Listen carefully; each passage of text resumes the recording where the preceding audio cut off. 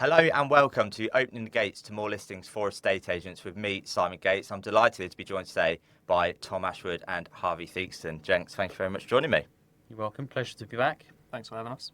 You're welcome. Harvey, let's start with you. Great. Get the nerves out of the way. Yeah, best. First time on a podcast. You have got, if my research is correct, about a decade of experience in the industry, is that right? Correct. Yeah. But started in lettings. Predominantly lettings. So, 7.5, 8 years of that lettings, and then joined Tom to head over to the world of sales. And what on earth possessed you to do that in October 2023? How did that come about that you guys met? I'm a very honest person. So I was at my previous job. So I've had 2 jobs. So I was at my last company for 8 years. Okay. Joined as an apprentice and made my way up.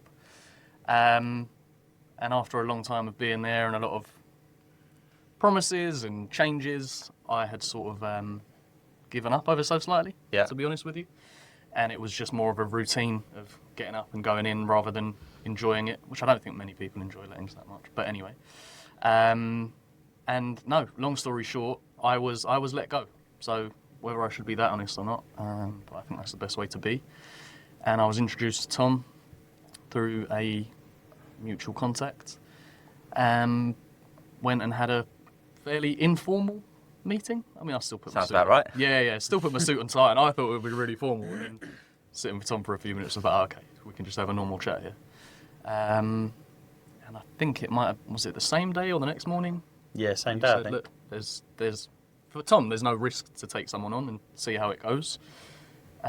Just sort of flourish from there. Yeah, so that's 2.5 years ago. 2.5 years, yeah. You never done sales before? I'd never done sales before, no. So obviously been in the industry and around it, Yeah. but never actually physically selling houses. So one of the things you said there, it made me think of a phrase which I think is silent quitting, which is happening a lot more in the world these days, particularly our sort of generations, where you work really hard, you get promised things, they don't happen, and then you stop going above and beyond, and you just do the bare minimum of a job, 100%. and then something kind of comes along. I've had that. I kind of get a couple of times in my career where I kind of got fed up of going above and beyond, getting there early, finishing late, and then feeling like I was picking up everyone else's pieces. Yeah, that is pretty much where I was at with it, and the silent quitting is the truth, because you're used to your monthly salary, you're comfortable enough. Yeah. You don't necessarily, certainly at that point, I didn't want to take a plunge and be like, do you know what, I'm a bit fed up with this, because I was still comfortable enough getting up and going in. But the changes in my life since joining Tom's business have been huge. It's changed the way I look at work. I still do those things, get in early and leave late, but there is reward for that. Yeah. And look, you don't just go to work to be rewarded. Your reward is what it is. You get paid, you take satisfaction out of helping people and helping people move. But Tom is, we built a very good relationship, and it's just made a huge difference to the way I look at work, to be honest with you. And I do think a lot of that is from seeing the rewards that you hope come from that. Yeah. And Tom, what was it about Harvey back in, I guess, the autumn of 2023 where you went, he's not half bad? He's not half bad at all, to be fair. I mean, it's funny because in the first podcast we did, I said that we had some purposeful resets that came off the back of incidents that were kind of unexpected. And the purposeful part of it is for me kind of how we've built on from that. And actually, the time that Harvey joined the business, there were 2 other people that were more senior, and the sort of structure of the business was relatively set, I think, then and what it would be going forward. So for me, when Harvey came in, I liked him, really. I thought he'd be a good addition to the environment. There was no risk attached to it. In the sense of like the setup of Harvey being paid and things. I'll let you talk about that, like if you want to. But so like for me, it was just like, okay, cool. He seems all right. Let him come in, and we'll see if we can help him kind of understand sales and that kind of stuff. And within 3 months, we went from a really experienced team of 4 to someone running their own business with a guy who's done lettings for 8 years and doesn't really know what sales is. But honestly speaking, and this is not me blowing smoke up his arse in any way, shape or form, he has been the single most important part of what my company is. There's absolutely no doubt in my mind about that. And I'd even go as far as to say more important than my own input, because the time that he joined and stayed, it would have been really easy for him to just go, I don't fancy this. Yeah. When you're thrown into a situation like what we were, there's a period of 12 months where we were sat on 2 desks that were 2 feet away from each other, 6 days a week, 12 hours a day. And yeah, I suppose we're really, really fortunate that we were kind of thrown in at the deep end, and our relationship personally and professionally has become what it's become. And ultimately what it will mean to him longer term within the business as we grow, and the responsibility that he'll get, he's already earned that from me. So quite a strange time when it happened, but it was surreal. Yeah. For me. What do you mean by that?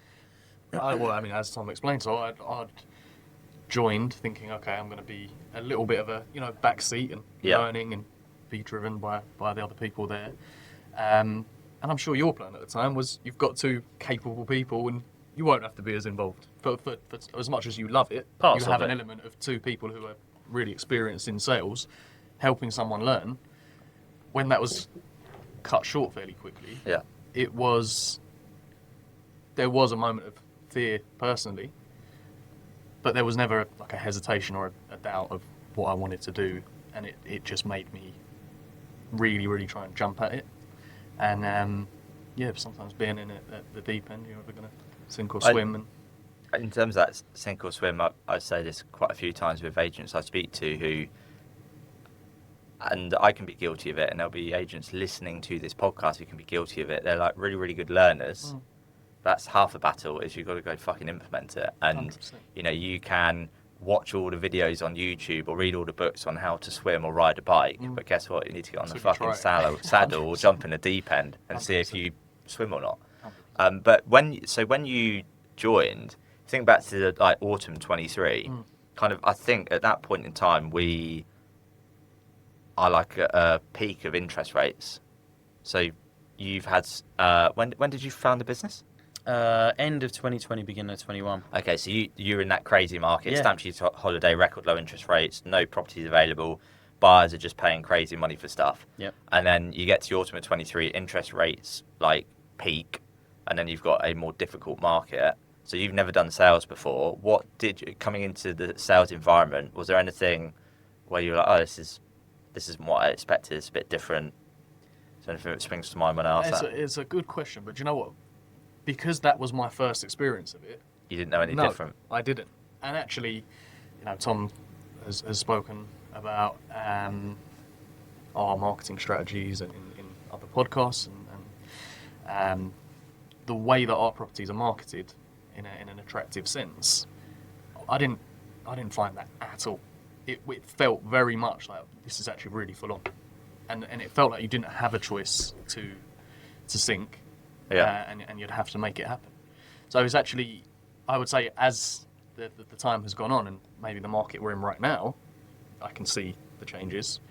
But at that time, it was just new, and it was extremely busy. Maybe that's because it was the 2 of us, but it felt just pretty outrageously busy every second of every day. So I just thought that was the norm, and I wasn't aware of the market conditions at that point, to be honest. It's like ignorance is a bliss there. 100%. I think I've spoken to some people who have come into the sales side of agency, whether they had letting experience or not, in, let's say, 2021 or first half of 22. And I've then got owners of businesses saying, my team have not worked in a market with higher interest rates or more stock in the market. They don't know what a price reduction is. Yeah. They've never had to do one. Now, I know you guys don't necessarily really do those because you get it right first time round. But yeah, it's interesting that how you've not been conditioned. I would say you've got the experience of working in the property industry, but so many people perhaps you might have had it again over the years where people have come from other sales environments, and it's like, oh, we can't get those fees, or we can't charge up front, or no one's going to use reservation agreements, or you've got to price it up here to get down here. No one's going to do offers over and pay over asking price because of that fixed mindset. Yeah, it's funny because I think I look at my time in agency. I started in 2004 as a trainee, so I wasn't even an estate agent at that point. I think by the time I'd kind of actually started to learn the job was kind of 2005, 2006 is obviously when the market started to, at that point, go very, very similar to how it was kind of 21, 22. And then obviously going through the crash of 2008 and, you know, that period, I don't think we necessarily would say it was the same because obviously you're going through a total economic crash rather than just what was effective in terms of the property market with the interest rates predominantly. But I used to say to you all the time, like, I'd refrain from saying it for such a long time, but this feels like 2008, like where... What, in 23? Through 23. And I think and actually... there's me, sorry, you know, what are you talking about? I was just trying to crack on, but yeah, no, it is. But then where we've gone now, where I think we're maybe going into a slightly different feeling, and I know we'll touch on this at some point, but Harvey already has that skill set. And then there are times where we'll have a conversation about things that are particularly challenging, not anything to do with what the market's doing or what it's not doing, but maybe you've got a particularly sensitive situation, and I will say to Harvey, you need to make that phone call to that person to explain this. And I can see it in his eyes. He's thinking, shit, I don't really want to have to do that. But, you know, the environment that we work in, it's advice first, regardless of what that conversation is. And every single time he shoulders it, he might ask me, how would you phrase this? Or is that the right thing for me to say? But he will never shirk that. And I think that's the most important thing for me, right? You're in a situation where agents will just not advise the way that I think that they should. And then ultimately that's where the trust gets lost between you and your client. And that's something that he's always had the balls to get on and do. On what you said there, I've screenshotted something on my phone, and it was someone who put a post on social media yesterday, and it was about some coaching they had from Alex Hormozy. He just talked about having that difficult, uncomfortable conversation sooner rather than later. And what Alex Hormozy coached this guy was, and I'm just like shooting off a hip here, so I might get this a little bit wrong, but he said, if you saw someone trapped inside a burning house, you wouldn't politely respect their comfort, right? No. You wouldn't say, take your time. You wouldn't walk away because you didn't want to be annoying.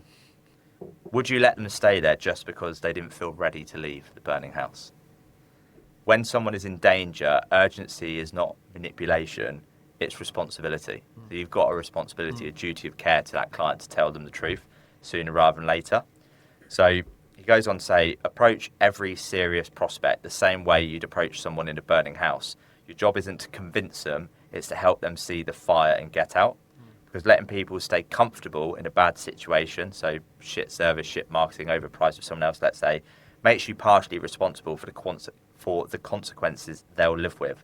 So next time you hesitate to follow up, to push for a decision, or to speak with clarity, remind yourself, this is a burning house, and if they burn, it's your fault too. Yeah, Spot on. Yeah, I mean, it is, as you say, spot on. It's the importance of it, and you know, obviously Tom's being generous with, you know, complimenting me on being able to How did it make you feel when he's complimenting you? No, I mean, very nice. I appreciate it. Thank you. And to be fair, we've had... It's the first time. Yeah, and exactly. the last. No, we've had many in-depth conversations over the years and even recently. And yeah, it's always nice to hear. So I do appreciate it. But I'm going to, put myself in it a bit as well. When, for whatever reason, you've got viewings or out an appointment and you delay making that phone call when it should have happened, and then you're on the back foot, is the worst feeling. So and as bad as this may sound, even putting aside those quotes and as much as they're spot on, it's that personal feeling of almost feeling like you're being chased and then you're getting caught out. So just trying to be ahead of it as often as you can. Yeah. And that's something, again, where I say the differences I've learned with working for Tom, I all of these things, I mean, and more, and just make a huge difference. Yeah. Huge difference. There's talking about that, sort of telling the truth, having uncomfortable, difficult conversations, and that's why you guys achieve the results you do, is that you're prepared to have the uncomfortable conversations, even if sometimes it's like deep breath, like, oh God, I've got to have that conversation. Whereas so many agents in this market, the easy thing to say is, and for the benefit of anyone listening, we're recording this in mid-April, the easy thing to say is, oh yeah, there's a war going on. Well, there was a war going on in Ukraine, but still going on now, and people have still bought and sold houses, and house prices have arguably gone up a little bit since then. And I saw there was an image I saw yesterday, and I couldn't help but think of estate agents who bribe homeowners with a cheap fee and a really high price, and tie them into a long contract, and then a few weeks later drop the price down. And the image was, I think it was a picture of a wolf on like I think it's called a lectern, and he's looking out at a load of sheep and says, when you vote me in, I'll become vegetarian. And I couldn't help but think of estate agents long contracts overpriced. And yeah, I'm going to turn vegetarian. No, you're not. You're going to be eating that meat. One of the biggest things we spoke about in the first podcast we did was trust, right? And that is the quickest way to erode that. Because the second that conversation happens, you've gone back on your word. And look, don't get me wrong, I'm not sitting here for 1 second and pretending that we don't sit and think about how the structure of a conversation is going to go. We do. We think about how things are going to be framed, whether something needs to be said in not total honesty, but just, you know, such black and white communication sometimes with people. Like, does that person really need to be punched right between the eyes with that today? Or actually, do we explain to them, this is where we're at, this is what could happen, this is the best and the worst case? Like, it's providing a bit more context to it. And the thing that I always have in the back of my mind, and I say it out loud, and it's not because like Harvey encourages himself or anyone that's worked with me to lie. I always say, don't lie, don't mislead, right? No, so regardless of what that conversation is, and an example of it, right? So we're selling £1 million house in Barking at the moment, which is like, you say it to people and they're like, really, there are houses in Barking for £1 million? And yeah, well, to be fair, there's been a few now. But the way that we have had to work behind the scenes on that, because of the type of people that we're selling to and the structure of their finance and all the rest of it, there have been so many opportunities where we could have just bullshitted our way through conversations. And ultimately what would have happened at some point would have been caught out, because the things you bullshit about then don't come to fruition. It just doesn't happen. And whilst they're probably... I say probably, there 100% have been elements of disappointment from the people we're selling for, because they've expected certain things to happen within a certain time frame. Now we're at a stage where we have a mortgage offer, the house is marked up as sold, and we're moving forward with it. They couldn't be happier with us. Yeah, extremely complimentary. You've made me think of a few things there. I read something, I think it was yesterday, a question to ask like homeowners on a scale of 1 to 10, how honest do you want me to be with you in this conversation? 10 being very honest, 1 tell you what you want to hear. People are obviously going to go, well, I want you to be honest with me. So you kind of, again, that framing of that conversation of how honest you can be.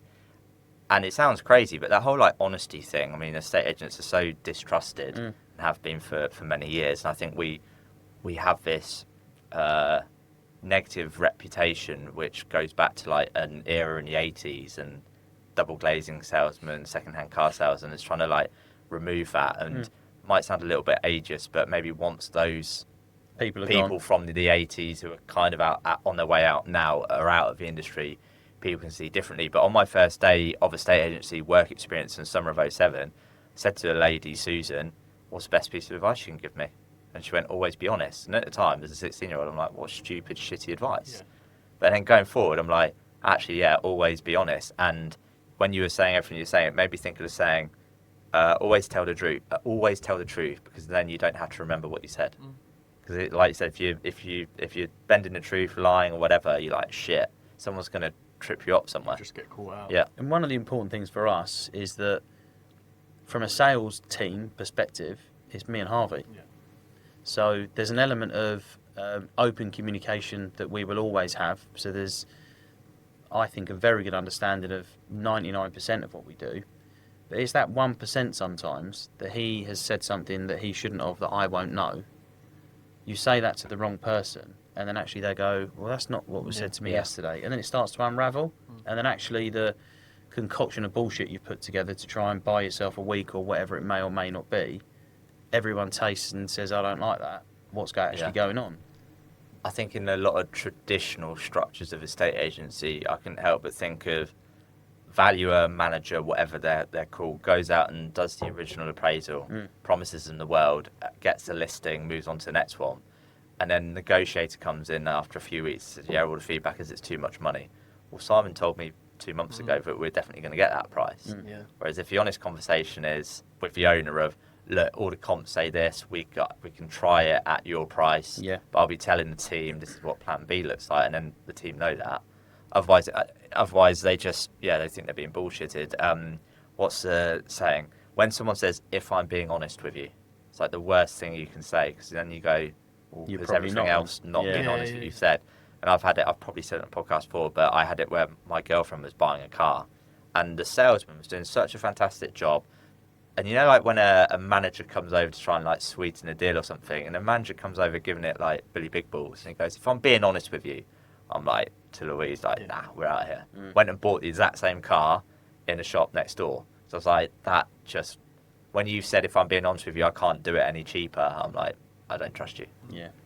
And you've cost your colleague a sale there because of some of the language you've used. And it happens all the time in a estate agency. I mean, I think there's an element of the fortunate situation that Harvey hasn't worked in those environments before. I've worked in loads of environments with loads of agents that you just think, I would never want you selling my house in a million years. Yeah. And that's not a good place to be. Yeah. And you're right. I think that there's just an element of where there is such a low barrier to entry for the industry, you are always going to get people like that, unfortunately. And then we try desperately to just not be that. And I think that's why, you know, for us, in terms of the size of the team that we are and the service we try and provide, it's about that. You know, we'll grow when the time is right. But yeah, I mean, look, communication and honesty are probably the two. But that's another thing that you taught me very early on, is the power of words. You can say the same thing, mess up, say something like, if I'm being honest with you, and you just make yourself look like an idiot or dishonest or whatever it might be. Just have the conversation the way it needs to be had, openly.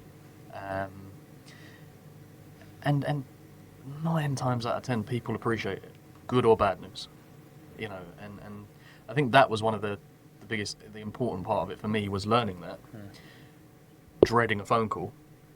They're just, for the most part, sensible, reasonable people who appreciated that. And now we've got a plan that we're going to put into place and do that for them. I think a couple of things on that as well is that we need to get better in this industry of understanding and appreciating no news is still news.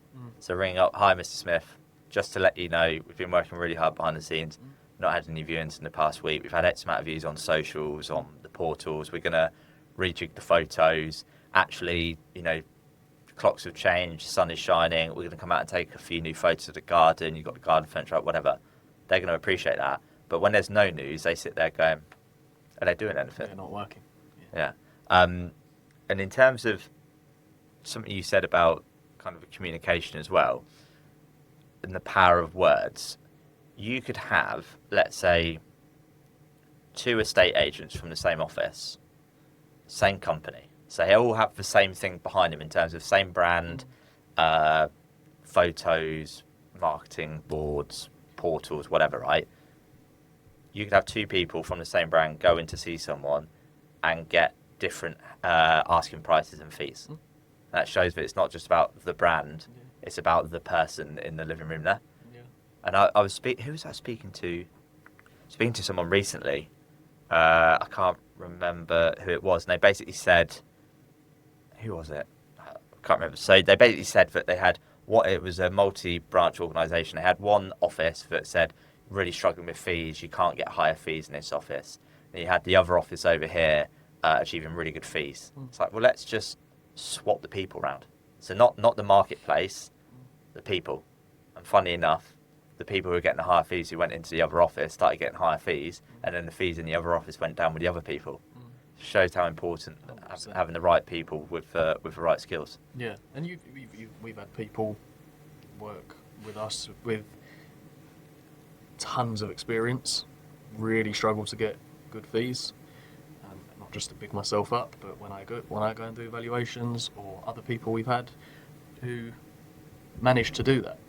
If you're, I mean, you're right. It's who's presenting and how you present it, more so than just the brand behind it. And I think that's one thing you're always huge on. The brand is one part of it. You and what you offer and bigging up the assets of what we can do for someone is more important than just saying, well, this is who we work for and this is what we've done. Right, so I'm going to put you both on the spot now. Quality. No pressure. I've been warming you up here. So you just said about fees there. So let's just for a second, you guys have come to see me, and you've quoted your fee, and I go, well, hang on a minute, guys. The other two agents who came before you said they'd do it for half that price. Why would I go with you at that fee? I'll let Tom answer first, then I'll copy his answer. That's usually what I do. What's their completion rate? Yeah. They didn't tell me that. There you go. The reason they didn't tell you that is because they're embarrassed by it. Ours is Well, they don't know it. Ours is 91.2%. So we're as close to perfect as we can be. That's why we're more money. That's my answer too. Just so you know. And I, do you know what it is, right? For me, I do understand that. I mean, look, we were talking about Gary as an example, right? So Gary has a model of a state agency where they have a completely different fee structure. It doesn't mean he has a worse business than me because my average fee is higher. He has an incredibly successful business.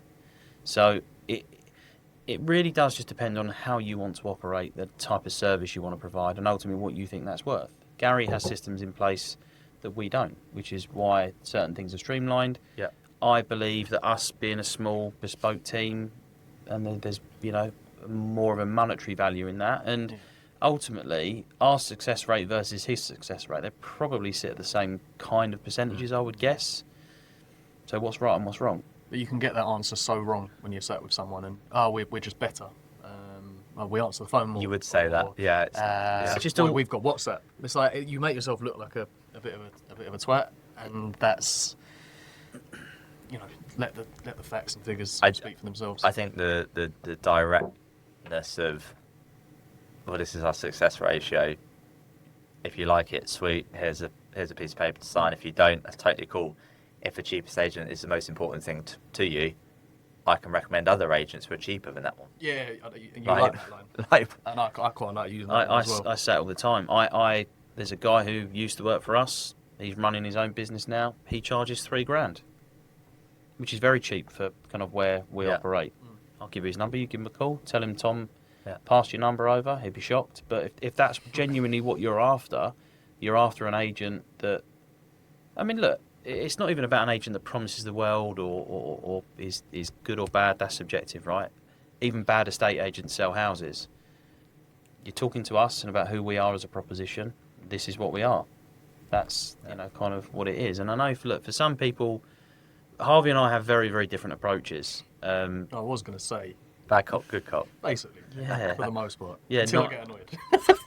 Yeah, but I think you also understand that sometimes that there's an element of communication at a certain point, right? When someone is just outright wasting your time. Yeah. And it's not to say that you're unprofessional, rude, or any of that kind of stuff, but when you're in a position where someone doesn't understand the value that you can bring to the table, it's your job to understand. It's your job to draw the line there and say, this Have is some respect. probably where we're going to leave it then. So we were saying before we hit record about this isn't a public service industry. This is How long have we got on the podcast? Sales, marketing, negotiation. Mm-hmm.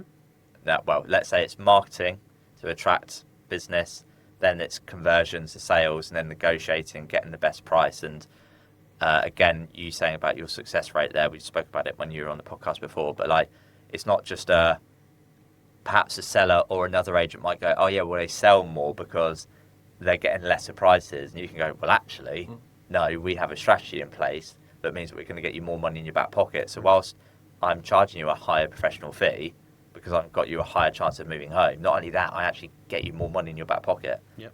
So what's more important to you, getting the cheapest agent or the most money in your back pocket?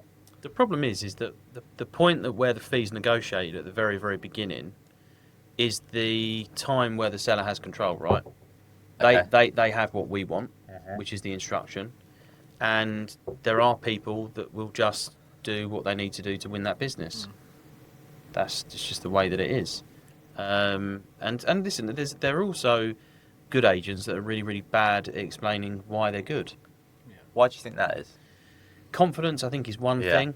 I think that, especially with your help and what your business does for us as a business in terms of highlighting the things that we do well, very factually, it's really, really easy for us to just reel those things off. Yeah, I think it would be very difficult about that. To be honest, the things that you do. So many agents don't know their numbers, and people take the piss out of me being like, data, but you can't argue with fact. No. You can argue opinion, right? But when it's factually, so for me, when I was still an agent, when someone go, well, the other agent said they did it for half, I statistically know that you're on average £9,000 better off in your back pocket by going with me. So if you don't see value in me, that's totally cool. But hindsight's a wonderful thing. I'd be so much more confident now if I could go back several years ago, because you still have that personality type. A lot of people who get into a estate agency where we can be people pleasers, and you take it personally when someone challenges your fee. Again, if I could have my time again, they're challenging your fee because they want to use you. If they didn't like you, didn't want to use you, they'd go, okay, cool. Yeah. It's an easy out for them. They just go with a cheaper agent. Yeah. But they clearly want to use you because they're asking the question. Yeah, I had a conversation with a lady. I actually valued her and her husband's flat in January, and it's still on the market for less money now as an asking price than I suggested I would have got them. Yeah, I remember you saying. Yeah. No, this is completely different. Oh, it's a different one? Yeah, Okay. I mean, that one that I'd mentioned to you previously, that's completed and sold now. But this is a conversation I had with a lady on Saturday. I think I spoke to her, and she kind of like heard everything. She goes, "Yeah, well, they said the same thing." I was like, "Okay." And they haven't sold. Sure, but your flat's still sat unsold for 3.5 months, and it shouldn't be. It should be sold. And you're now in a position where actually the market is worsening, particularly from a leasehold perspective, and gave us some kind of live market feedback, some data and stats behind that. And then she says to me, "But your fee's too expensive." I'm like, okay. So based on the fact now that you're going to be selling at a price that's less than what I suggested, how can you suggest we're more expensive or too expensive if I'm still sat here today saying I think I can get you there or thereabouts to that money? Yeah. No answer. No answer to it. And I say it all the time. Like, I just feel like sometimes that you need a degree in psychology to understand like the stupidity in it sometimes. People have such an expectation before they meet with an agent. What do you mean by that? Especially where we're based, it's going to be 1%. Okay. And I do think for the most part they already, there's still that feeling of mistrust towards estate agents. Yeah. You kind of feel like you're on the back foot. Yeah. A lot of the times from the very first words that you say. It's just breaking down those barriers, but it's easier said than done sometimes. We had a call yesterday from a gentleman who wanted to sell a flat in a development we've sold. It's about 15 to 20 flats. Can't remember them all. In the last 2 years alone. It's 2 minutes from our office. Conversation's going great. And then he asks how much we charge for that. So we tell him our fee. And it's the same response. That's expensive. So that works out to, and he's working out sort of 2%. So, well, it's not. It's a fixed fee, firstly. And our success in that development speaks for itself. As the conversation went on, you sort of winning people around. I said to him, the flat opposite yours we sold. Said their names. He was like, I'm great friends with them. I said, pop them a message, give them a call. And sometimes things come out naturally where it's like, do you know what? everything else that I've discussed, how many flats we've sold in there, might actually become irrelevant to him because he's just going to ask his old neighbour what were they like. Yeah, so true. And I would hope they'd give us a positive review. So there's so much that goes on behind it. And you said yesterday when you spoke, I can't remember who it was you spoke to yesterday. I think it was the guy on Reynolds Court. Sometimes it can feel draining, constantly having to, feel like you're really just trying to win people over, which you're sort of great at not doing, in a sense, without sounding like that's not your intention. You're just very open with your conversations. Do you know if someone likes it, great. If they don't, do you know what's funny with kind of those conversations? I think for me now is that when you're starting a business and you're on your own and you've got nothing, as in no track record, no history, you are, you really go in to sell yourself. There's a real element of convincing, please give me a chance, is kind of some of that conversation, right? The beautiful thing for us now as a business is that we're kind of 5 and a bit years on from that. And whether people think this is an arrogance, I don't feel that there's any element of convincing that needs to be done. We are hundreds of properties in successfully. In terms of percentage terms, pound for pound, we outsell all of the agents historically that operate locally around us. If that isn't enough to convince, if that's the word that you want to use, that we're not the right agent for you or the right agent, there isn't really much else you can do. So why are you wasting energy on that? And it's funny because the flat that Harvey just mentioned then in Runnel Court, it's the same guy that I spoke to in January. Now, we have sold the flat directly below him for more money than he wants, more money than the current agent that he's on with. They can't get him that figure for whatever reason. And before we were recording, that was the email I received. He sent me 9 points suggesting that he will not work with us unless these things are changed. Okay, well, leave your flat on the market unsold for 138 days, I think it is now. You know the stats behind how dangerous it is. You've been on the market over 100 days.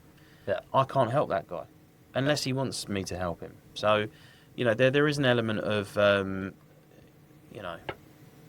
being bored of that, to be completely honest. We aren't a business that needs to run on tons and tons of volume. It's the foundation of it is helping people, but that does also come from helping yourself. And if people don't want to do that, there's not really much else you can do. Yeah, spot on. Right. We touched on market conditions earlier in the conversation in terms of, Harvey, when you first joined Tom in that autumn 23 where interest rates had spiked. Then we had a couple of years of interest rates coming down, and we recorded our last conversation in, I think, mid-February, and things were good, right? It was like, years started okay. We've come out of that hangover of the autumn budget that seemed to go on for ages. Nothing really changed. Christmas out of the way. Right, let's crack on. Everything was going amazing.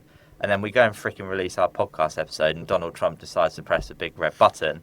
And in the past, in the past month, in the month or so since that release, interest rates have gone up roughly on average by 1%, which would typically reduce someone's buying power by 10%, and we may be looking at, let's say on a £250,000 mortgage, maybe an extra, £150 more a month. So, how have you found transitioning? How have you found the market with buyers and sellers in the last 6 weeks since everything's been going on in the Middle East? Challenging is probably the word I would use. Noticeably different. Yeah, okay. It is. And I think that for us as a business, we're very agile in our thinking. We're not... what's the right word? Lazy in kind of being forthright with the things that we know we need to do in terms of kind of where we're at. Well, there's a great example of that with the flat at Barking Riverside, but we can get onto that. Yeah. That as an example, right? So this guy's been on the market with Purple Bricks. Really, don't sue my ass, Purple Bricks. Thank you. Yeah, I mean there are other bad estate agents to choose from. He was just dissatisfied he had actually, and I'll plug Ben now. I know we're going to talk about GeoCal, but he'd actually put into ChatGPT who's the best estate agent locally, and we came up. So he called us. I had a really good chat with him, and he really sort of took on board our marketing strategy. He allowed me to go really lean with his price, and in the 2-week period that we were getting it ready for market, 3 other flats, 1 or 2 in his block and in the development, had already reduced down to where we were taking him. Okay. So we're sat there like, what the fuck do we do with that? Again, you go back to the awkward conversation. Harvey called him and said, look, this is what we were going to do. This is what has happened. We need you to be brave here. Yeah. And to be fair to him, he has. And actually, it's landed relatively well in terms of like feedback we've had and incoming inquiries and stuff. The problem is that the market will always feel worse if you're frightened to have those conversations. Oh, that is an absolute clip right there. Yeah. So We'll leave now. for us, I was waiting like 45 minutes. Yeah, exactly. that's why my other podcast is Simon's highest rated. So Is it? No. probably. What a letdown. No, ratings went down a little bit. Not surprised. But yeah, look, the market's different, and so that means we have to be a little bit different in terms of our tone of conversation. It is what it is. The thing is, right, when you have the mindset of advice and help, which is what we go out with, it shouldn't really make any difference whether the market's great or not. And it's not that it's not great at the moment. There are things you've got to navigate through. Yeah. That's all it is. And I think sorry mate, it's agents like you guys who will navigate this market and come out the other side because you're really, really good and you're having those uncomfortable conversations. It's the shitter agents who prefer the 2021 first half of 22 market where they've got the wind with them, where it's artificially making them look better than they are. A bit like the market conditions of that time artificially increased house prices and people got better prices for their houses than what they're actually worth. And then that person who bought that one in 21 goes to sell it now and has spent a load of money on it and they're like, oh wait, you're saying it's worth that? It's like, yeah, because you overpaid for it. But I think that's where, like for me, in terms of whether you want to call it fortunate or whatever, going through the crash that happened in 2008 and being a young estate agent that was still really learning at that point. Like through 2007, the company I worked for, I was month in, month out, year in, year out, top sales, top exchanges. You know, when I left that company and moved to Essex, I had this folder full of awards and emails from the MD, like kissing my arse and all this kind of. And I used to go into interviews and just put it down on the desk. But I say something about arrogance earlier. No, that word is never that word is never associated with me. But when you go through those times, and that's what you're forced to learn and operate with, the same way that Harvey did when he joined me, through 2 different things: baptism of fire in terms of like the environment that he came into and the pressure we were put under, but then also the changes in the market. It feels very comfortable to just go from, okay, this is where we're seeing the market go, rather than agents, like you say, that are not able to identify that there's a change, don't have the language, don't have the skill set. And it was funny because I don't know whether or not it was during our last conversation or it was whether during the mastermind you were saying agents of a certain age that have not been through a bad market. I'm sure I've listened to you say that on something. Yeah, I would have said it a few times. It's a lot of the times where I go see agents and I'll say, hands up if you work the 07, 08 market. You get 1 or 2 hands go up. And I'm like, wow, so before 22, 23, they could have been doing a job for, let's say, in 22, 23, when the market changed, they could have been doing the job 10 years. And 10 years is a lot of experience, yet they'd never experienced a market where transactions dropped in half and house prices dropped, call it 20%, like that. I did go somewhere recently where I said, hands up if you work the 08 market, and most of the room had. But it's refreshing, without going off on a tangent, it was refreshing in that room on that day, because a lot of the agents who've been doing it a very long time get stuck in their ways. And we spoke on the last episode about the success you've had in using like WhatsApp in the business.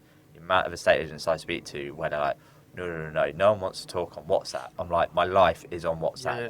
Like, I don't ring people. If people ring me, I'm like, why are you ringing me? It's like, the biggest part of our communication. It is. But at the same time, so it's the biggest part of communication because we all lead busy lives, right? You and your clients. So it's easier to be WhatsApping. Yeah, when it comes to having a really difficult conversation, it's like, right, phone. Or there might be an occasion where you go, actually, I'm going to go around and have a cup of tea with them. Yeah. Like, well, you know when's the right time to have that certain conversation, because I can't remember the exact numbers off the top of my head, but of when you what am I trying to say here? Your language, like the words you speak, are actually, it's so little. It's the voice, the body language. So my old boss Sam Hunter, a really good example he gave me was, if you're at the pub with a mate and your girlfriend messages, "What time will you be home?" You read that as, "What time will you be home?" But actually, it could be, "Hey, what time are you home?" Yeah. But you always read something because worst case scenario. So I think that's, again, on a WhatsApp where voice notes can be so good. "Hey, Tom, it's Simon. Just did a viewing on your house.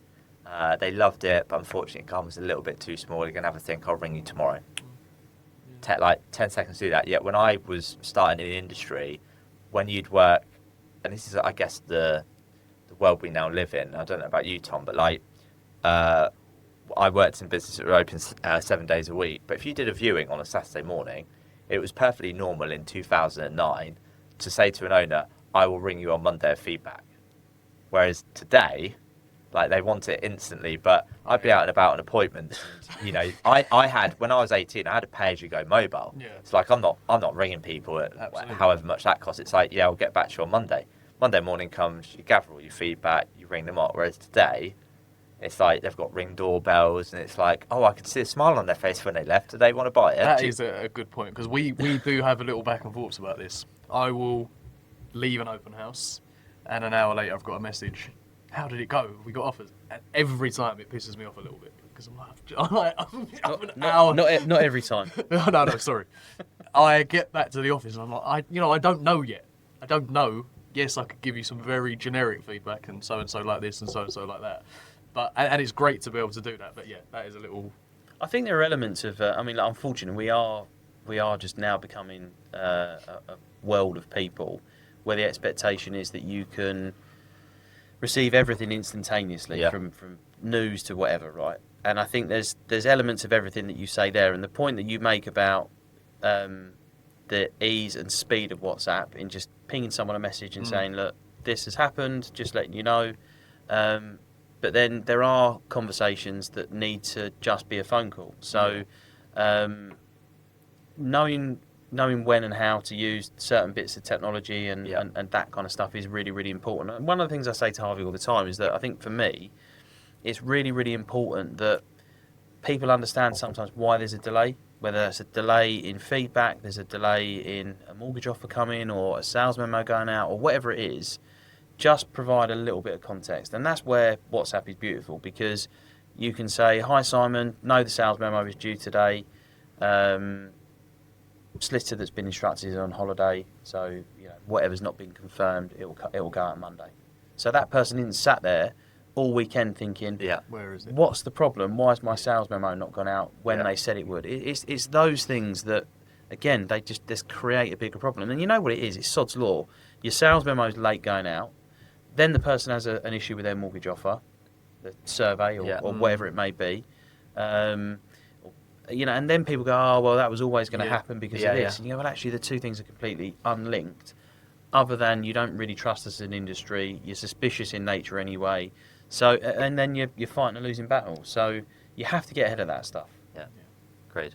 So in terms of like where the market has been in Q1, I had a look through at the stats that I'd sent over to you for Barking, Dagenham, East Ham, and I mean, it's pretty much across the country. But what I found interesting is when I looked at the Q1, you kind of could see this massive spike in 2021 where we still had record low interest rates, low levels of stock, stamp duty holiday, so prices had just shot up. Then you obviously get through to 22. It's still okay, but then we hit double-digit inflation, war in Ukraine, higher interest rates, and then we kind of seen pretty stable house prices. Is what I'd seen there. But what I had seen was there's plenty more choice for buyers and more competition for sellers compared to 4 or 5 years ago. And lo and behold, property is then taking longer to sell because there's more choice, and there's significantly more price reductions happening than there was 4 or 5 years ago. But in terms of I'd say a confidence point of view from consumers, when I looked at number of new listings coming to market and actual sales being agreed, it looked actually pretty steady across the board. If you compare it to last year, Q1 last year, January, February would have been a bit berserk because of the stamp duty holiday. People were beaten to rushing to beat, should I say. But yeah, that's kind of what I saw from looking at the figures. Is that what you've... I actually was looking yesterday, a couple of different things. I was looking at Rightmove in terms of our numbers in the local market, and it is that. And I think the issue that you're going to have, I think longer term as we go through this year, is there's a real misconfidence. I think a lot of sellers have got with concern to price. And actually where I think we're fortunate by design in terms of our marketing strategies, that we'll always lead with a leaner asking price with a view of pushing price up. Yeah. I think way too many people have still got this thing that if my house is worth $500,000, I'm putting it on at 550 and I'll take 510. Well, actually, your success rate of getting probably beyond 510 from 475 with a correctly executed open house. Yeah. And it's funny because, again, I referenced the guy who kind of I'd spoken to and then went on with another agent. The crazy thing is, his flat is on for £25,000 more than another flat that we have sold. We have sold that flat for more money than he will sell his for. I mean, how that makes any sense it is crazy. But that's just what's going to happen. And the problem that you've got is, and again, preaching to the converted, but the longer you're sat on the market, the worse that's going to be. And then that's where you get this thing. You speak to some people and it's like, oh, well, I know the market's in really bad condition. It's like, I don't think it is. It's a lie you're telling yourself. Yeah. Or you're being told that lie. You're being told, yeah. So, no, yeah, I mean, look, the market, I think, at the moment is quite easy to read. If you've got, a degree of a sensible head on your shoulders, it's quite easy to read. The difficulty is that, like most people, they have a figure they need to achieve, they have a figure they like, and then they've got what they feel is like a lottery win. Yeah. We can pay our mortgage off, we can buy a new car, we can go to the Bahamas if we sell for that. Yeah. And then that just becomes a really sown seed. That's what's got to happen. Yeah. Just on your point there, mate, I was having a conversation with my friends the other day who has had 3 valuations on his property, and it's interesting, you had a really low price, and my friend sort of said, oh, another one down my street sold for higher. It's a better house, classic homeowner there, but it is a better house. And the person who valued it went, oh yeah, there's a war going on. Like that's all he said. And my mate's like, right, okay. Then he had someone who said a very high price. I'll come back to that in a second. Then you had someone I recommended who gave the advice on what it's actually worth. But when I was speaking to him on the phone, he was like, the thing is, mate, like if I go with that higher price, if I achieve that, I then walk away with X amount of equity that I can put down on the next one. I'm like, yeah, but that's not how it works, mate. It's not how buyers value their house. It's not how a surveyor values their house. It's not what you want or need, to your point. Like that's destination valuing is what you're doing there, or destination pricing. Like it's worth what someone's willing to pay for it, and the evidence needs support. I think so many homeowners don't appreciate that as well. I used to say to a homeowner, I need to sell your home twice. The first one is the easier one if we price it accordingly, because we'll get an emotional buyer through the door. Grandparents live around the corner, 24-hour babysitter. Like, we're going to get that person to pay an emotional price. Fast forward a few weeks, we then have a surveyor coming in to do a mortgage valuation. They could not give a toss if grandparents live around the corner. They're going, what's completed within an eighth of a mile in the last 6 months? Then if there's not much completed, they'll go to what's SSTC. And the evidence is not going to be there. So even if we do get you this crazy price, I'm setting you up for failure. I don't want to set you up for failure. You're going to hate me. I want to actually get you moved. Yeah, it's a difficult one. And I think we're quite fortunate, touch wood, like in terms of down valuations, not really something we experience. Yeah, But again, I think a lot of that starts from conversations we have internally about where value actually sits. Yeah. And then also, like, I think one of the beauties in kind of what we do, and a tool I give Harvey, and then obviously that is then in return when we sit down and talk about offers, is that what our pricing strategy allows us to do is have lots and lots of viewings in a really short window of time. So actually what you might have is buyer A, best money, that's the offer that you want, but actually in terms of deposit level, if there's any issue with the valuation, they're going to struggle. Yeah. Buyer B, who in terms of financial situation, whether that's like a 50% deposit or completely cash, but they're the lowest offer. And then you've got buyer C, which is a combination of the two. So we're most of the time in a position where actually we can go with those options to our sellers and say, I think we'll get away with this.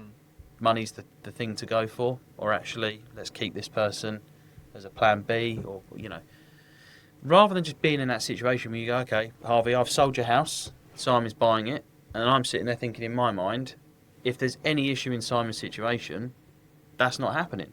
Yeah. And again, that's why our completion rate sits at the level that it does, because rather than just being in a situation where I've worked in corporate environments as an example, oh shit, I'm going to be hounded for figures on Tuesday. Throw shit at the wall, basically. Let's just put it in because I haven't got anything otherwise. Knowing full well that in 2 weeks you're taking that out. Yeah. And the problem is that when you take that fee out, you've got to put something else back in. And you can't just work on the basis of replacing something. It needs to be more net every week. And it's mental, I mean, look, I've done a few interviews in the last couple of weeks, and one young lady who is going to come and work for us, fortunately, she was absolutely blown away. Like, she started asking me about targets. I was like, we don't have targets. Yeah, I've never. It's never been a conversation. And it's not because I'm some sort of airy-fairy, I don't really care, like... We'll make our way through. Yeah, the earth will tell us what's going to be. I mean, we have targets as a business that I set out at the beginning of the year, but ultimately, the way that it works, right? I am the predominant valuer. So if I don't value correctly, the rest of it means absolutely jack shit. So what's the point? Me going out, misvaluing things, and then pressuring him it's true. every Monday saying, why on earth has that not sold? And he's sitting there in his mind thinking, well, you're a fucking idiot because you valued it at 50 grand more than you should have. Yeah. It then starts to just completely fall apart. So it's not that we don't have targets in that sense, it's that actually there's an understanding of where that comes from. The targets are quite natural. And that's what I was thinking when you said, whilst it's not like set in stone, like, right, you need to do X amount of viewings or X amount of vows or da-da-da-da. You know as a business owner, well, I know how much it costs to run the business, to open the doors and switch the lights on. Okay, how many units do we need to sell? How many properties do we need to go out to achieve the... And do you know what? The reality of it is, you look at us at the beginning part of this year, and we had this conversation before, the sales that we have done in February, so in terms of just net sales, the business is already covered. And so in terms of money we've already made, those things are covered. Yeah. And that's how it should be. So, like, the thing for me when I look at it is that the 8% that we don't sell, we've got one lady at the moment that's got 2 buy-to-lets, that without going into too much like detail, she's taken off the market, I think incorrectly, but she's never selling them. So as far as like we don't sell 100% of property, one of them we have under offer, the other one we could sell if she didn't have an awkward tenant. So do I feel like that's 8%, 9% of property we don't sell? No, I don't. So actually our target is just 100%. That's what our target is. Yeah, I've just had a vendor withdraw after 7-8 months of protection. Buyer's been waiting patiently. She's just decided it's not happening for her. She can't wait a second longer. And needed to take out a loan, and it will affect her mortgages. So that decision is that. But we kind of have to look internally. Like, could we have done anything differently? No. You can't force someone to move. I explained that for her sake she should complete, make other arrangements, but she had a lot of changes throughout her circle. She didn't even. She got married during that without actually telling her. Just one day, kind of dropped into conversation. Oh, my husband. I was like, okay, you were single last time, but whatever. And you just look at it internally. There's nothing you can do about that. Yeah. And I think that's where I say the targets are quite natural, as silly as it sounds, with our completion rate being as high as it is. It's just bring it on at the right price. Yeah. It's not rocket science. science. It makes my job Yeah. fairly easy, to be fair. Right. So, last sort of couple of bits to round off on subjects you've already touched on slightly. So, geocal. So that's interesting in terms of the way people are searching is changing, and you're saying that a seller there found you through ChatGPT or whatever LLM it is, and that's through the work that Ben Marley and the team are doing at geocal. And I assume geocal is something you probably would have come across through your FIA membership. Yeah. So I met Ben personally at the conference last year. Yeah. Okay. Yeah. But we had started working with them a few months before that.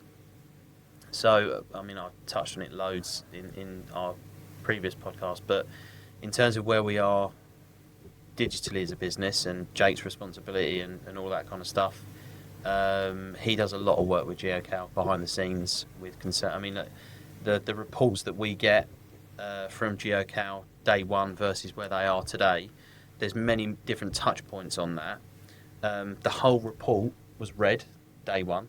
And I didn't think we had a bad online presence. Yeah.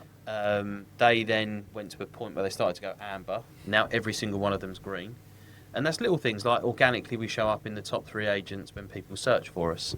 There's a big thing that Jake's undergoing consistently with geocal in terms of making sure that we feed the right information to AI. So when people are asking whatever questions they ask, that we come out. And the beautiful thing with AI is that you can't feed it with bullshit. It will only spit out certain things. Yeah. And we're really fortunate. I think in terms of actual valuations, I think we're probably at a point now. We've had 10 or 12 where people have just gone, I just stuck it into ChatGPT. Wow, incredible. Yeah, and that's credit to Ben and his team. There's a lot of stuff from my perspective that I kind of, and probably yours as well, I just don't really kind of understand. And that's obviously like where... That's why you have been working on it. And have sort of Jake as a link between their business and ours. But yeah, I can't... I can't... Thank is probably the wrong word because they're not doing it for free. Obviously, we pay for it, but in terms of what they're helping us do, it's massive. Yeah. I remember receiving the first call and asking at the end, and then when they said we got off the phone, we're like, that's crazy. Yeah. And then suddenly it was becoming fairly common. I think when I might be speaking out of turn here, and on behalf of Ben, but like when Ben first told me about this business idea, we were on a golf course, and this is before AI exploded, and it's essentially being the top 3 on the map on Google, right? Which is obviously still a big part of it, but obviously more and more people are searching through LLMs. But obviously, how someone searches on Google, they might put into Google estate agent barking, whereas on AI, obviously a lot more conversational. They might say, "I've got a 3-bed semi on Smith Street." In Barking, who's the best estate agent? They could do that via voice, right? So that's, again, between Jake, Ben and the team at geocal is understanding, well, what do we need to do on our social media presence on the internet, etc., so that we're appearing in both of those. And that's exactly the point, right? So I'm sure Ben would take the money of anybody, right? He's a business. So ultimately, you're only going to get value out of that by doing the right things in the beginning, by being the right kind of agent and producing the right kind of results. I mean, look, for us, if we weren't an agent that sold at the rate that we did, reputationally, in terms of Google reviews and, all the things that we have, whatever they do behind the scenes to kind of put that all together and present it the way that they do is obviously why we're recognised. That starts from, obviously, us on the ground, right? They're not magicians. They can only work with what we give them. Yeah. So I suppose from their perspective, the better businesses they're working with, the easier their job becomes. But then that's how it should work, right? Yeah. We're working on a stream that goes both ways. We have to give them what they need, and I mean they certainly give us what we need. Yeah. But yeah, I mean, Ben's asked me to do a couple of bits and pieces in terms of like testimonials and things. I'm not someone that likes doing any of that kind of stuff. Same as with you and different things. I'm not really a sort of social butterfly in that sense. But with Ben, I give him all the time in the world.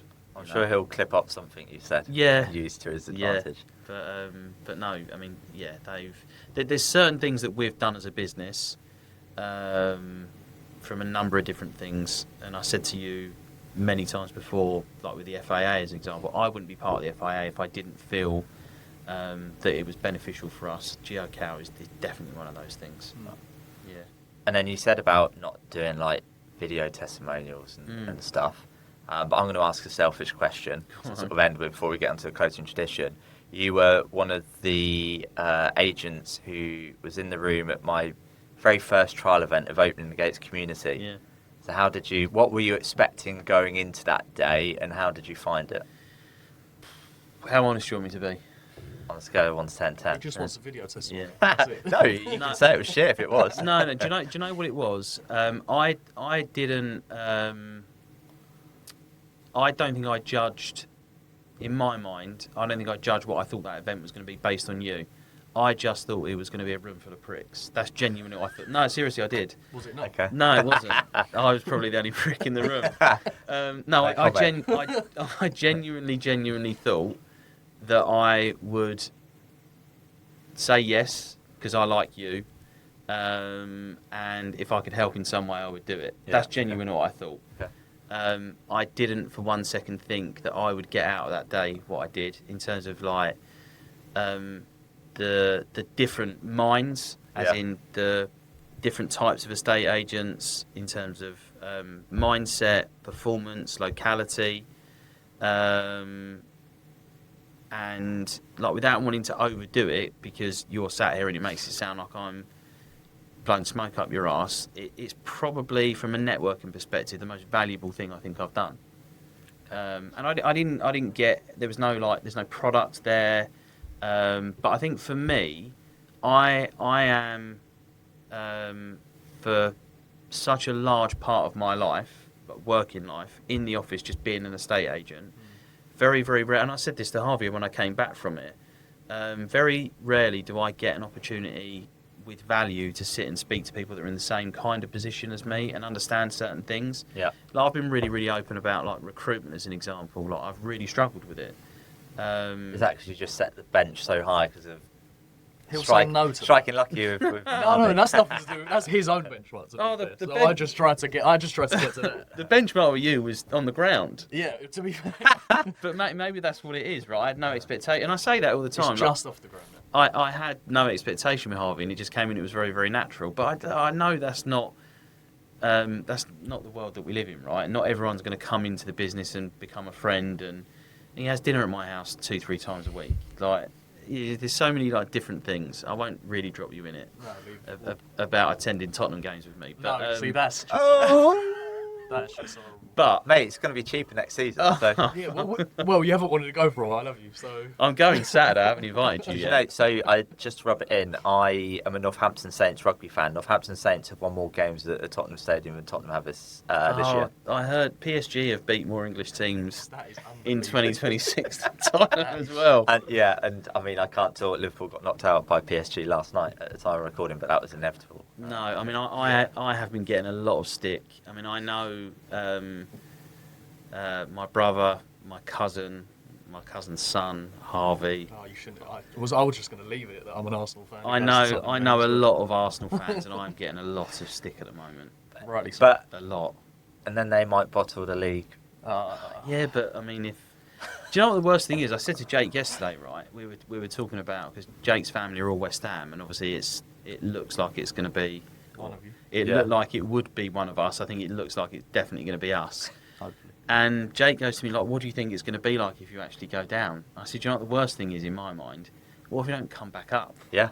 Like, I know Could do a Leeds. this thing. Oh, what if It Spurs could go happen. down? Yeah. Well, what is there to say we're going to come straight back up? Like, but again, I know we're getting off piece here, but that's the arrogance of Tottenham fans, like this big club that people think that we are, which we. I mean, I think we could try and loosely segue it back to a estate agency where there might be people thinking, Tottenham are too big a club in inverted commas to go down. You think the stadium and some of the players, but then there have been some big estate agencies that haven't been agile. To your point earlier, we are going a bit off tangent here, but I've probably said numerous times on the podcast before. I think he probably still is the CEO of Brighton Football Club, Paul Barber, and I saw him speak 4 years ago. I think it was 3 years ago. Sorry. Brighton have obviously done wonderful things, and you think of they didn't even have a ground however many years ago, and they look like they're going out of business. He's come in, done a wonderful job, but he was speaking about, I don't know if he said this exactly, but when Cristiano Ronaldo went back to Man U, and he said everything was the same. It's as if like he went to Real Madrid, won all these trophies, broke all these records, he went back to Man U, and he's like, nothing's changed. Whereas at Brighton, they were like, the stuff we've put in is already dated, and we're looking to do something different. Like they had I think that he said sleep pods or sleep chambers, so that the players could get the best sleep, after training and stuff. Like crazy stuff. Sorry, I'm laughing. We've got a sleep pod in the office unofficially. Just got that. Middle desk. Yeah.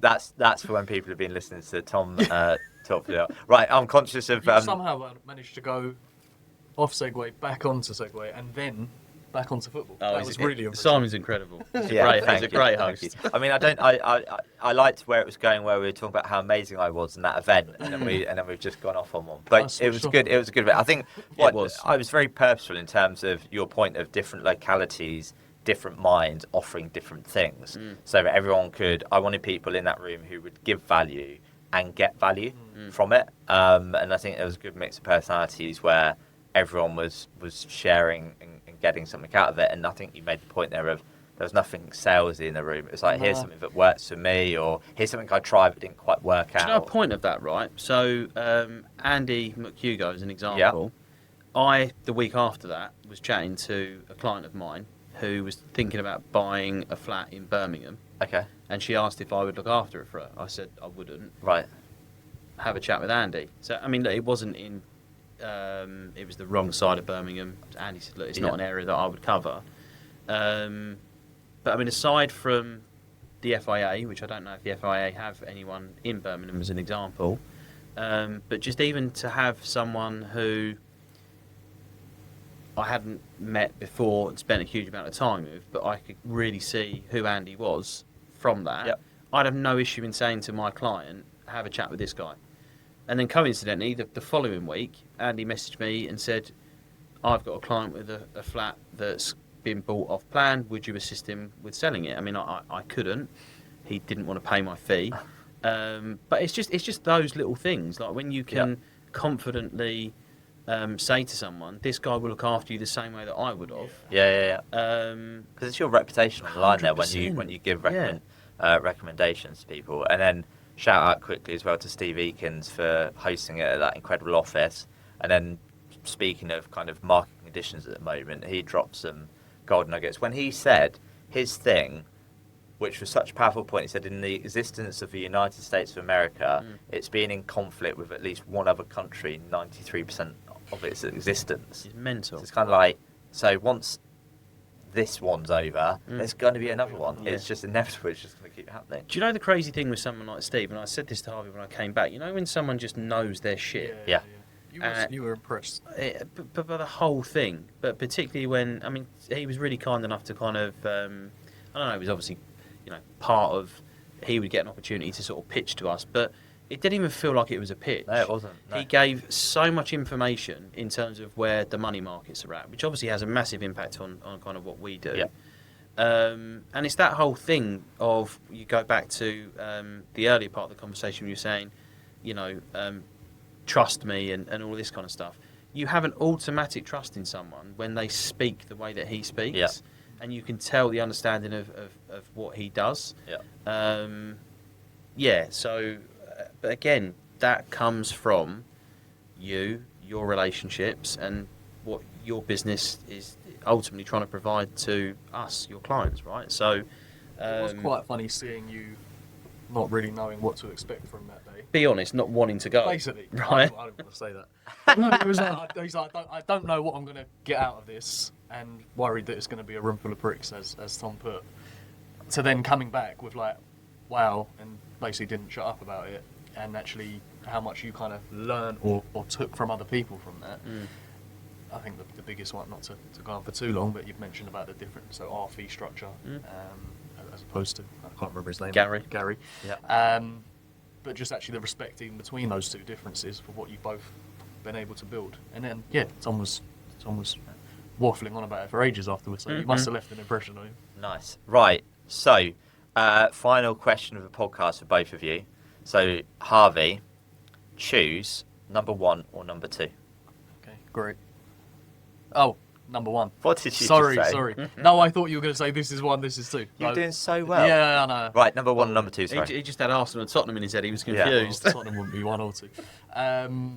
Number 1. Number 1. Okay, so the question I have got for you from the Diary CEO conversation cards is, and this could be personally or professionally, what is something that people value that you no longer value? Wow, okay. I said before we started rolling, the nice thing here is I'm not a CEO, so I will give you an answer. What is something that people value that I no longer value? That's a really deep question.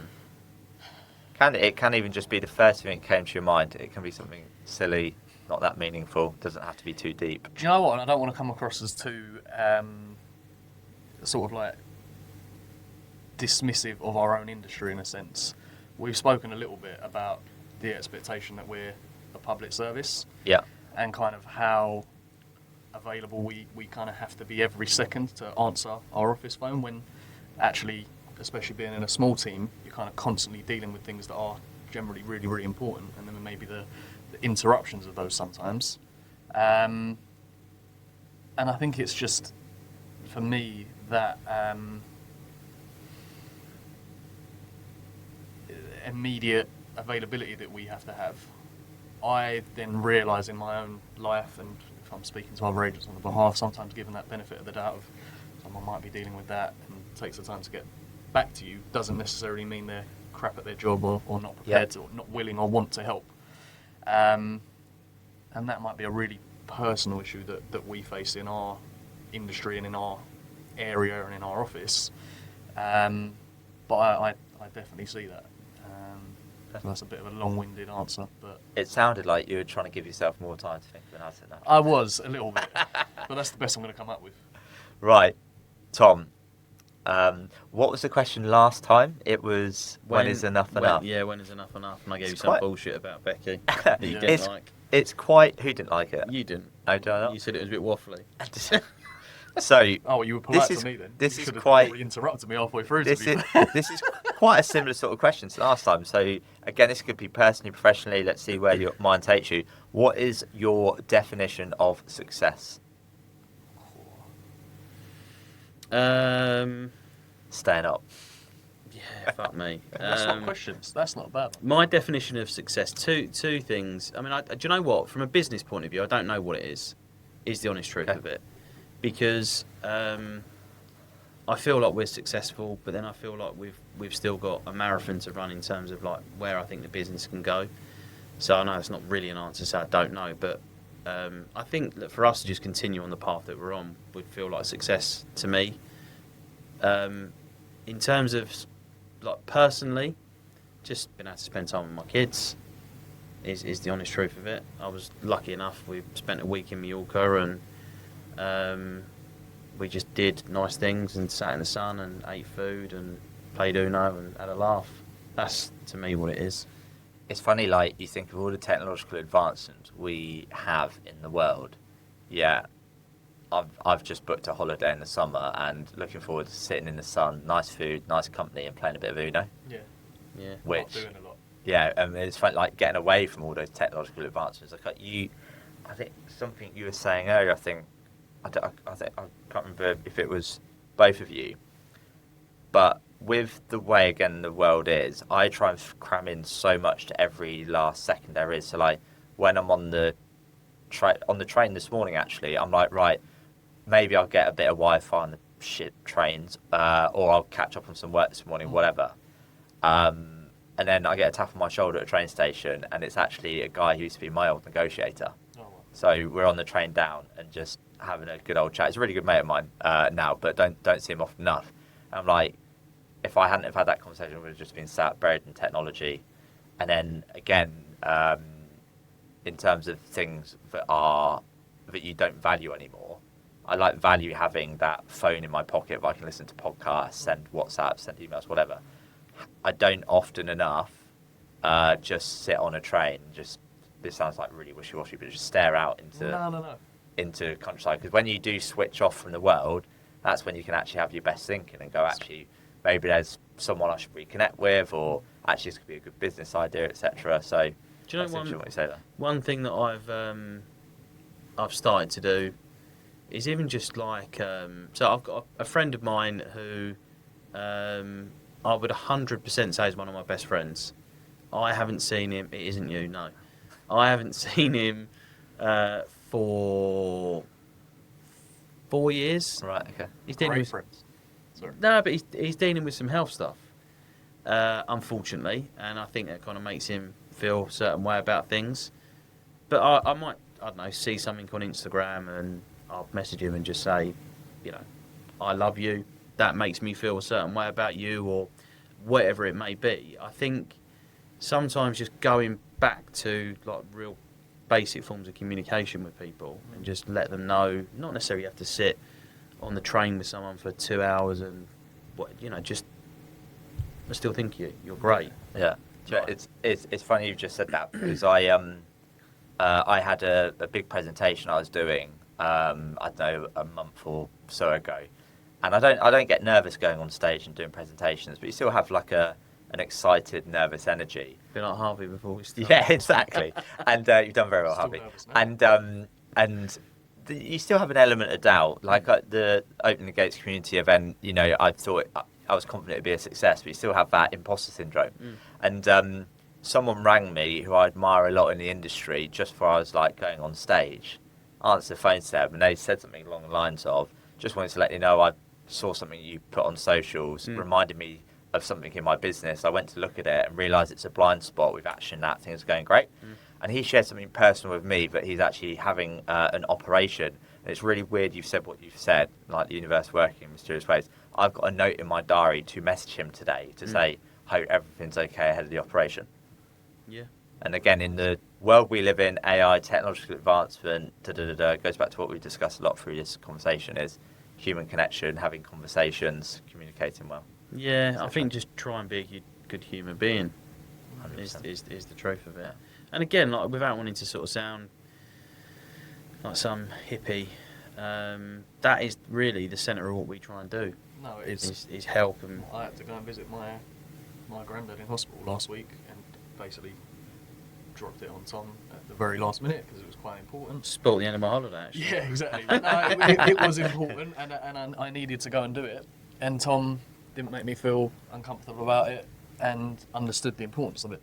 Yeah, you and I have probably worked in environments, Tom, where... Oh, you can't ask... Do you know what it was, right? So, his granddad's been unwell for a little while, and I have, unfortunately, my grandma I lost a couple of years ago, who we were all very, very close to. And this sounds awful, but watching her die was something that I will hold so dear. And what I said to Harvey was, don't go when it's too late. And because he is the way that he is, he's so unorganised and whatever. Is there someone else? He didn't go, and he rang me on Wednesday. I was flying home Wednesday night, back in the office Thursday, and he went, "Oh, done a Harvey special again. We're going Thursday, Friday." I was like, "Well, you're a prick." But it was you're a prick. It wasn't don't go. Yeah, don't do it. But it's more important that you do that. And whatever I have to deal with on Thursday or Friday, I'll deal with. Go and do what you got to do. Like that. Genuinely, there are things that are more important than being at work. Yep. I have had to realise that myself. Yeah. So how can I have an expectation that anybody that works for me doesn't think the same thing? I'm not more important than anybody else. Yeah. You could argue he's more important than I am. And he's proven that to me. I'm very, very fortunate that I've been taught the lesson that I have been, particularly with Harvey in the situation we found ourselves in. And, yeah, it's, you know, try and be human about things. This is probably whoever gives a shit. What a lovely way to end. So, for everyone listening or watching at home, remember to like, review, subscribe, follow, share. Check out Tom Ashwood and Co. on socials. And that just leaves me to say, guys, thank you very much for being amazing guests. Really appreciate it. Thank you for having me on the first ever podcast. Thank you, mate. Appreciate it.